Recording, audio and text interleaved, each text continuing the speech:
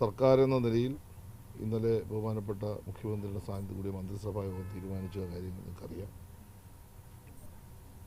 5 ലക്ഷം രൂപ മരണപ്പെട്ടവർക്കും ചികിത്സിക്കുന്നതിനാവശ്യമായ 1 ലക്ഷം രൂപ കൊടുക്കാൻ തീരുമാനിച്ചു. ചില മാന്യ വ്യക്തികൾ ചില സഹായങ്ങൾ പ്രഖ്യാപിച്ചിട്ടുണ്ട്. ഇനിയും കൂടുതൽ ആവശ്യങ്ങൾ പരിശോധിച്ച് തുടർ നടപടികൾ സ്വീകരിക്കുമെന്നതിന് ഗവൺമെൻറ് പ്രഖ്യാപിച്ചിട്ടുമുണ്ട്.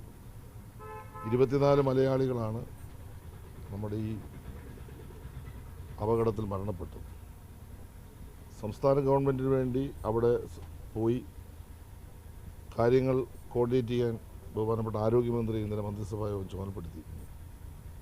നിങ്ങളെല്ലാവർക്കും അറിയാവുന്ന പോലെ തന്നെ കേന്ദ്രം അത് നിഷേധിച്ചു.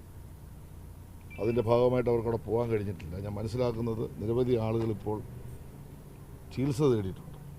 അതിലെ ഒരു സുനിൽ ചെങ്ങന്നൂർ മണ്ഡലത്തിലെ കൊഴുവല്ലൂരിൽ നാരായണപിള്ള എന്ന് പറയുന്ന ആളുടെ മകനാണ്. അത് കാർബൺ ഡൈ ഓക്സൈഡ് ശ്വസിച്ച് ഒരു ഗുരുതരാവസ്ഥയിലാണ് ഹോസ്പിറ്റലൈസ് ചെയ്തിട്ടുള്ളത്.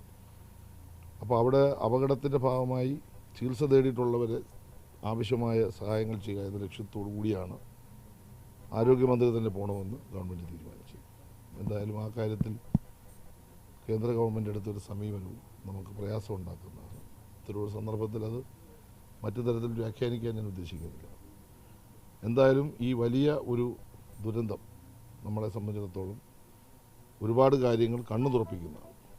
വിദേശത്ത് ജോലി ചെയ്യുന്ന നമ്മുടെ ആളുകൾ, അല്ലെ ലോകത്തിൻ്റെ നാനാഭാഗങ്ങളിൽ നിന്ന് വരുന്ന ആളുകളുടെ സുരക്ഷിതത്വം ഉറപ്പുവരുത്താൻ എന്തെല്ലാം ചെയ്യണോ അതെല്ലാം ചെയ്യുന്നതിനുള്ള ഒരു മാർഗരേഖ അല്ലെ ഒരു നിർദ്ദേശമാണ് ഈ അപകടത്തിലൂടെ സംഭവിച്ചിട്ടുള്ളത്. ഭാവിയിൽ ഇത്തരം അപകടങ്ങൾ ഒഴിവാകാൻ വേണ്ടി നിലപാടുകൾ സ്വീകരിക്കണമെന്നുള്ളതാണ് എനിക്ക് ഈ കാര്യത്തിൽ പറയാനുള്ളത്. ഈ കുടുംബം അവരെ സംരക്ഷിക്കാനും അവരുടെ പ്രയാസങ്ങളിൽ പങ്കാളികളാകാനും ഈ നാട്ടിലെ ജനങ്ങളെ ഒന്നാകെ കക്ഷി രാഷ്ട്രീയ ഭേദമന്യേ ജാതിമത ഭേദമന്യേ ഉണ്ടാവും. അവരുടെ ഒപ്പം ഞങ്ങൾ ഉണ്ടാവുമെന്ന കാര്യം കൂടി പറയുന്നത്. ഇന്നിപ്പോൾ കൊച്ചിയിൽ നിന്ന് തിരിച്ചു. ഇന്നിപ്പോൾ ഇവിടെ തിങ്കളാഴ്ച രാവിലത്തേക്ക് സംസ്കാരമുള്ളൂ. ഇന്നിപ്പോൾ പുഷ്പഗിരി ഹോസ്പിറ്റൽ മോർച്ചറി വെക്കാനാണ് ഇപ്പോൾ ഇവിടെ വീട്ടുകാർ തീരുമാനിച്ചിട്ടുള്ളത്.